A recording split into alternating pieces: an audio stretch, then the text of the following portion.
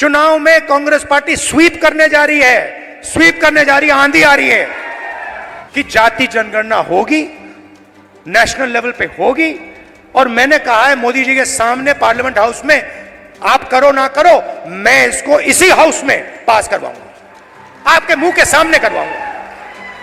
तो खोखला कर रहे हैं देश को, इलेक्शन कमीशन में अपने लोग, ब्यूरोक्रेसी में अपने लोग, मीडिया में अपने लोग, इंटेलिजेंस सर्विसेज में अपने लोग, और 90% हिंदुस्तान के लिए कुछ नहीं। सारे के सारे एथलीट्स को खत्म कर दिया। इनके बहनों का सेक्सुअल हरासमेंट हो रहा है और जो कर रहा है उसकी रक्षा चल रही है। 24 घंटे टीवी पे देखो, वो रो रही है, कोई फर्क नहीं पड़ता, बीजेपी का आदमी है, चिल्लाओ जितना चिल्लाना है, देव के साथ चिल्लाओ, 24 घंटा चिल्लाओ, हमें कोई फर्क नहीं पड़ता, मर जाओ। ऐसा हरियाणा हमें नहीं चाहिए। मैंने इनको मित्रों कहा, मतलब ये हैं अदानी के मित्र, अंबानी के मित्र। कल मैं जम्मू कश्मीर गया, वहां पे कंप्लेंट आ रही है, भैया हमारा सेब का पूरा बिजनेस ठप हो गया, अदानी जी को दे दिया है। हिमाचल में सेब का बिजनेस अदानी को जाता है, यहां पे आपको सही दाम नहीं मिलता है, स्टोरेज कंटेनर उनके, सारी की सारी प्लानिंग 10-15 लोगों के लिए होती है। हरियाणा के किसानों का कर्जा माफ नहीं होगा, आपको सही एमएसपी नहीं मिलेगी, मगर 25 अरबपतियों का 16 लाख करोड़ रुपया कर्जा माफ होगा।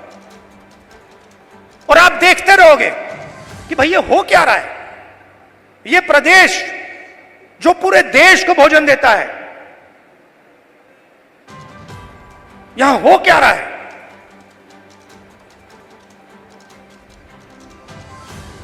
हरियाणा में ड्रग प्रॉब्लम है, गुजरात में अदानी के पोर्ट में हजारों किलो ड्रग्स पाया जाता है। आपने देखा 3000 किलो हेरोइन उनके पोर्ट में पाया जाता है। किसी को सजा हुई? मीडिया में लिखा? एक शब्द नहीं। एयरपोर्ट उनको चले जाते हैं, पोर्ट्स उनको चले जाते हैं, मोबाइल फोन चलाओ जेब से पैसा उनको जाता है, सड़कों पे चलो जेब से पैसा उनको जाता है, हवाई जहाज में जाओ खरीदो, सारा का सारा उनके हाथ में। आपके लिए क्या? गलत जीएसटी, नोटबंदी। क्यों? क्योंकि छोटे व्यापारियों को, स्मॉल मीडियम साइज बिजनेसेस की हत्या करनी है, खत्म करना है। क्यों? क्योंकि ये 10-15 लोग चाइना का माल हिंदुस्तान में बेचना चाहते हैं, बनाना नहीं चाहते। जो आप काम करते हो, जो छोटे बिजनेस वाले करते हैं, हाथ से बनाते हैं,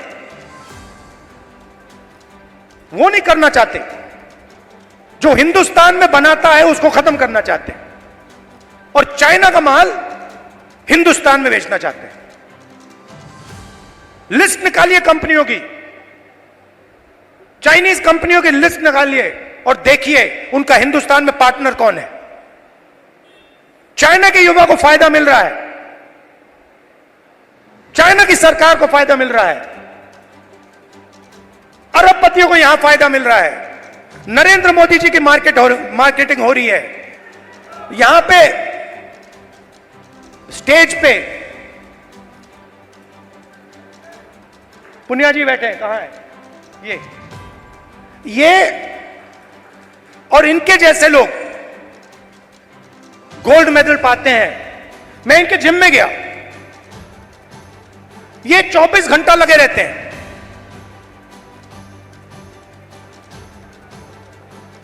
24 घंटा। क्यों? गोल्ड मेडल चाहिए। क्यों? हरियाणा का नाम रोशन करना, हिंदुस्तान का नाम रोशन करना। पूरी दुनिया में हम चाहते हैं कि हरियाणा का नाम जाए, हिंदुस्तान का नाम जाए। गोल्ड मेडल हम अपने लिए नहीं लेते हैं, गोल्ड मेडल हम हिंदुस्तान के लिए लेते हैं। इन्होंने कहा मुझे, इसने कहा, वो भी 4 बजे सुबह। इनका क्या किया? सारे के सारे एथलीट्स को खत्म कर दिया। इनके बहनों का सेक्सुअल हरासमेंट हो रहा है और जो कर रहा है उसकी रक्षा चल रही है। 24 घंटे टीवी पे देखो, वो रो रही है, कोई फर्क नहीं पड़ता, बीजेपी का आदमी है, चिल्लाओ जितना चिल्लाना है, देव के साथ चिल्लाओ, 24 घंटा चिल्लाओ, हमें कोई फर्क नहीं पड़ता, मर जाओ। ऐसा हरियाणा हमें नहीं चाहिए। हमें हरियाणा ऐसा चाहिए जहां बच्चे ना रोएं, जहां पिता अपने बच्चे के गले लग सके, जहां मां ना रोए। ऐसा हरियाणा हमें चाहिए, और ऐसा हरियाणा कांग्रेस पार्टी आपको देने जा रही है। मगर ये लड़ाई सिर्फ हरियाणा की नहीं है, मैं आपको बताऊं, ये लड़ाई हिंदुस्तान की लड़ाई है, और ये लड़ाई कॉन्स्टिट्यूशन को बचाने की लड़ाई है। मैंने इसके बारे में बहुत सोचा है, ये हो क्या रहा है, ये बीजेपी के लोग कर क्या रहे हैं। ये कॉन्स्टिट्यूशन पर आक्रमण कर रहे हैं। जो हिंदुस्तान के गरीब लोग हैं, कमजोर वर्ग के लोग हैं, कॉन्स्टिट्यूशन उनकी रक्षा करता है, और बीजेपी कॉन्स्टिट्यूशन को मिटाने की कोशिश कर रहे हैं। वो कह नहीं सकते, ऐसे स्टेज पे आकर वो कह नहीं सकते कि हम कॉन्स्टिट्यूशन को मिटा देंगे, मगर वो करते हैं। सारी की सारी संस्थाओं को आरएसएस के लोगों के हवाले कर दी है। पूरा कंट्रोल नागपुर का है, उसमें हिंदुस्तान के 90% लोगों के लिए कोई जगह नहीं है। आप देख लीजिए, आप लिस्ट निकालिए, जिन जिन लोगों को आरएसएस ने हिंदुस्तान की संस्थाओं में डाला है, लिस्ट निकालिए। चाहते हो मैं दे दूंगा आपको। उसमें ना आपको एक ओबीसी मिलेगा, ना आपको एक दलित मिलेगा, ना आपको आदिवासी मिलेगा।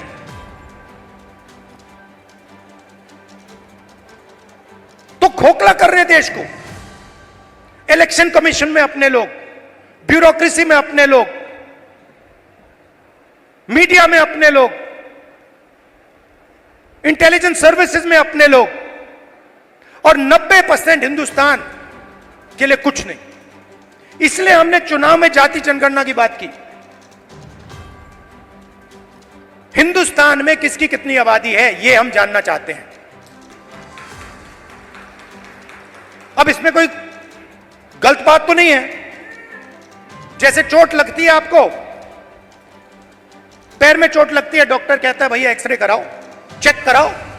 हम सिर्फ यह कह रहे हैं कि भैया चेक कराओ, इस देश में दलित कितने हैं, आदिवासी कितने हैं, पिछड़े कितने हैं, गरीब जनरल कास्ट के कितने लोग हैं, यह पता लगाओ। कभी आरएसएस कहती है करना चाहिए, अंदर से कहते हैं भैया ये मत करवा देना, सच्चाई निकल आएगी। सच्चाई क्या है कि 90% लोगों के पास कुछ है ही नहीं। 250 सबसे बड़े बिजनेसेस देख लीजिए, लिस्ट निकालिए, उनकी मैनेजमेंट की लिस्ट निकाल लीजिए, उनके सीईओज की लिस्ट निकाल लीजिए, ओनरशिप जिसके हाथ में उनकी लिस्ट निकाल लीजिए। आपको उसमें एक ओबीसी, एक दलित, एक आदिवासी मिल जाए तो मुझे बता देना, मैं उसको अभी भी ढूंढ रहा हूं। कॉर्पोरेट इंडिया में 90% हिंदुस्तान का एक भी व्यक्ति नहीं है। गरीब जनरल कास्ट भी वहां आपको नहीं दिखेगा। सिलेक्ट लोग हैं। अदानी जी का बिजनेस है, हजारों बिजनेस उससे कनेक्टेड हैं। वो सारे के सारे कोई ना कोई परिवार का आदमी है, भाई कुछ करता है, बहन कुछ करती है, फैमिली बिजनेस है। ऐसे ही बिजनेसेस है। 250 में से आप मुझे नाम दे दो दलित का, आप नाम दे दो आदिवासी का, आप नाम दे दो पिछड़े का, नहीं है। ब्यूरोक्रेसी में देखो, हिंदुस्तान की सरकार को 90 लोग चलाते हैं, सेक्रेटरी कहलाते हैं। 3 दलित हैं, आबादी 15%, 90 में से 3। पिछड़ों की आबादी कम से कम 50%, 90 में से 3। होने कितने चाहिए? 45, अगर आप आबादी से जाओ। नहीं, 3। और बजट कितना संभालते हैं? आदिवासी जिनकी 8% आबादी है, 100 रुपए में से 10 पैसे का बजट संभालते हैं। दलित 100 रुपए में से 1 रुपया संभालता है। ओबीसी 100 रुपए में से 5% संभालता है। यह हिंदुस्तान की सच्चाई है। इसलिए हमने कहा है कि जाति जनगणना होगी, नेशनल लेवल पे होगी। और मैंने कहा है मोदी जी के सामने पार्लियामेंट हाउस में, आप करो ना करो, मैं इसको इसी हाउस में पास करवाऊंगा, आपके मुंह के सामने करवाऊंगा। तो ये हरियाणा की रियलिटी है। और ये क्या करते हैं? बांटने का काम करते हैं। मीडिया वाले 24 घंटे लगे रहते हैं। एक जात को दूसरी जात से लड़ा दो, एक धर्म को दूसरे धर्म से लड़ा दो, और पूरा का पूरा फायदा अदानी को पहुंचा दो। हरियाणा एक साथ लड़ेगा, सबकी सरकार बनेगी, खुशी से बनेगी। चुनाव में कांग्रेस पार्टी स्वीप करने जा रही है, स्वीप करने जा रही है, आंधी आ रही है। और हम सबकी सरकार बनाएंगे, किसी एक की सरकार नहीं होगी, पूरे हरियाणा की सरकार होगी। इसमें सबकी इज्जत होगी, सबकी रिस्पेक्ट होगी, सबकी जगह होगी। और मेरी जहां भी आपको जरूरत हो, कहीं भी पार्लियामेंट में आपको कुछ उठवाना हो, कुछ कहलाना हो, आप मुझे बस ऑर्डर दीजिए, राहुल जी हरियाणा आपसे यह कहलवाना चाहता है, मैं कह दूंगा वहां पे जाकर। दिल का रिश्ता है, पुराना रिश्ता है। मैं आपसे यहां आके 50 झूठ नहीं बोलने वाला, वो मोदी जी का काम है। आपने 10 साल देख लिए, सुन ली उनकी बात। आमदनी दुगनी कर दूंगा, और फिर काले कानून ले आए, छोटे बिजनेसेस को फायदा पहुंचाऊंगा, नोटबंदी जीएसटी ले आए। उनका काम आप जानते हो। अब सब मिलकर एक साथ हरियाणा को खड़ा होना है।